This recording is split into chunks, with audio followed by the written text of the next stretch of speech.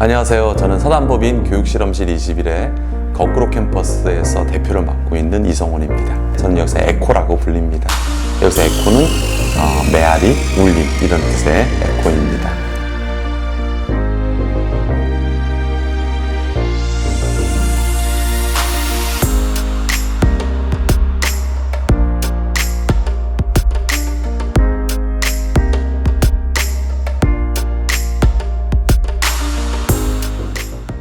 그럼 개학식도 온라인으로 전면 시작합니다 라고 하고 개학식을 했어요. 줌에 딱 열었는데 다 들어와서 화면에 나오는데 너무 감격스러운 거예요. 온라인상의 그라운드 룰을 만든 거죠. 아이들끼리 만들려고 했어요. 먼저 화면 끄지 않기, 자리를 비워야 될 때는 꼭 반드시 이유를 말하고 나가기, 서로 매너 지키는 방법들을 정하는 거예요. 그리고 그 규칙들을 정해서 게시하고 꼭 지키자, 서로 아이들이 스스로 하게 이제 만들었죠. 오리엔테이션 때 도구 교육도 같이 넣었죠. 예를 들어 마인드 마이스터라고 마인드맵을 만드는데 생각을 굉장히 다양하게 맵으로 매핑을 막 할 때 공동 작업을 할 수 있어. 그러면 이 안에 팀별로 들어와서 마인드맵을 막 만들면 막 만들어지는 거예요. 그러면 거기에다가 또 코멘트를 할 수도 있어요. 내 생각은 이런데 네 생각 내 생각 같니? 연결을 지을 수 있어요. 뮤럴이라고 있는데 이거는 포스트잇이에요.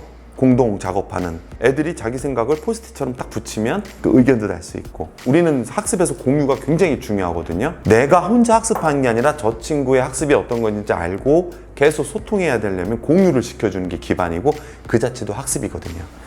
그 기능들을 모든 온라인 도구들이 다 할 수 있고 그런 도구들을 다 발굴하기 시작한 거예요. 선생님들이 학습과 프로젝트에서도 모든 생각을 같이 아이디에이션 하거나 이런 소통과 협력적 수업이 충분히 가능히 일어나더라고요. 오히려 더 애들이 몰입하는, 왜냐면 화면을 보니까 다 날 보고 있는 것 같아.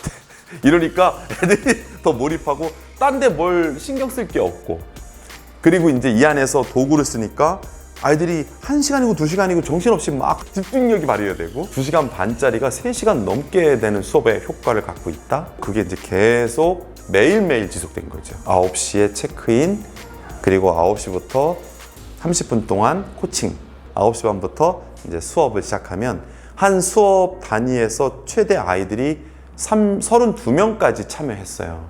그리고 점심 먹고 나면 아이들이 2시부터 5시까지는 프로젝트 학습, 팀끼리 모여서 코칭, 팀 활동, 이게 매일 지속되니까 아이들도 사실은 버리는 시간이 없고 내일을 위해서 내가 오늘 저녁 때 뭘 해야 되겠는데 또 뭘 열심히 한대요.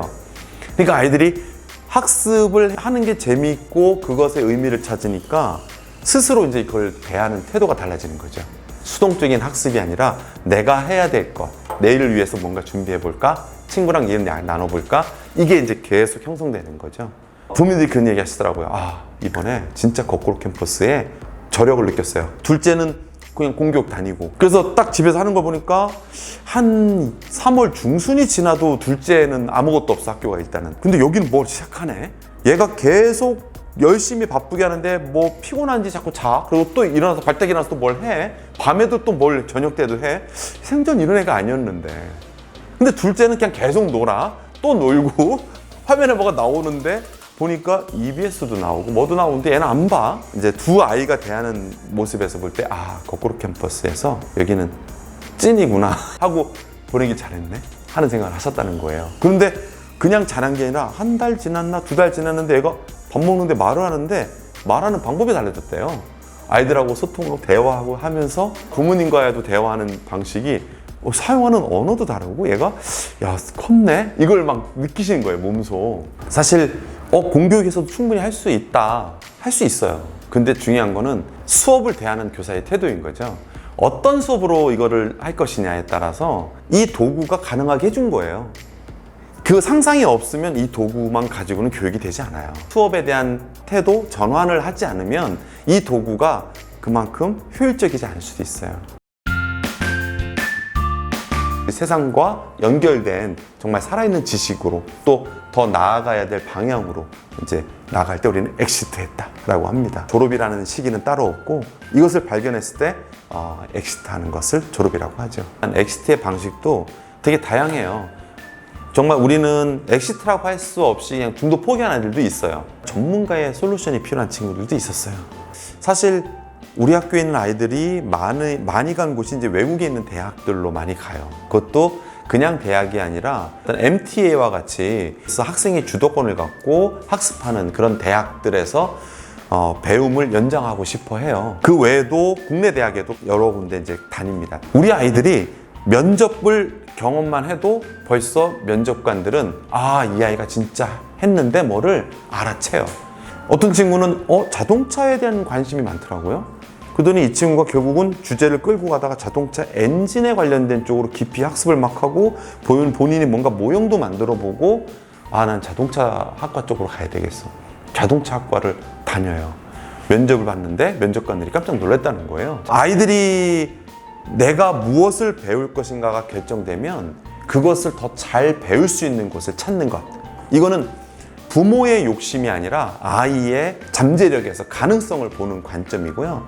그걸 기다려주면서 옆에서 코칭을 적절하게 계속 해주고 그걸 발견할 수 있는 교육 환경을 계속 만들어주는 역할, 이게 바로 거꾸로 캠퍼스의 역할인 겁니다. 지금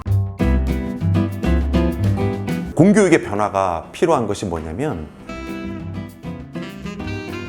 학교 안에서만의 교육이 교육이라고 여기거나 학교 안과 밖으로 구분하고 있다는 거죠. 아직도 정말 바깥에서 배워야 될 것이 의미 있다고 판단되면 이것은 어디까지나 학교에 있는 교육과정으로 다 들어올 수 있을 거고, 그러다 보면 학교 밖과 안의 울타리는 사실 중요하지 않게 되겠죠. 앞으로 이런 경계를 우리가 좀 더 법적으로 보완이 돼서 적용된다면 더 훌륭하게 더 많은 교육을 더 많은 아이들에게 제공할 수 있지 않을까. 대학에서 배움의 어떤 상위 기관일 수도 있는 그런 역할을 담당하려면 아이들의 선발의 기준과 이 방법들에 대해서 이전의 입시 제도와는 좀 파격적인, 정말 실험적이고 혁신적인 변화가 당연히 필요하고요. 배움의 장소나 목적 방향도 이제는 바뀌어야 된다 생각해요. 대학에서 배울 수 있는 것이 얼마일까? 정말 대학에서 배우는 게 다 배움일까? 라는 생각도 바뀌어야 되는 시기죠. 우리처럼 학생들이 주도권을 갖는 수업으로의 전환을 하다 보면 어떤 자신을 발견하게 되면 교사도 나도 이 수업을 디자인하는 데 있어서 내가 주도권을 갖고 있구나. 내가 이 학교에서 어떻게 보면 수동적인 존재가 아니라 내가 적극적으로 학교 교육을 계속 만들어가는 그런 역할이구나. 이게 바로 또 하나 티처 에이전시거든요. 우리는 자연스럽게 그걸 경험하고 있었어요. 이미 아이들에게 스튜던트 에이전시를 만들어주다 보니 알게 모르게 티처 에이전시가 같이 따라붙더라. 그리고 이 교사가 갖고 있는 주도권은 수업을 설계하고 그것에서 기쁨을 느끼고 그게 아이들에게 다시 흡수되고 다시 받아들여지고 이 관계가 계속 형성되는 것. 거꾸로 캠퍼스의 이제까지의 교육 실험, 그리고 그거에서 우리가 얻어낸 성과들, 그리고 이것이 의미를 더하기 위해서는 이제는 확산을 해야 한다. 우리가 우리끼리 잘하려고 만든 학교가 아니라면 좀 더 확산할 수 있는 길이 뭐지? 일단 공교육에 당연히 이러한 교육적인 그 노하우들을 그대로 훼손되지 않게 전해주고 싶고요. 그리고 학교 밖 청소년 대상으로 해서도 더 다양한 교육들이 제공될 수 있는 기회를 만들어주고 싶어요.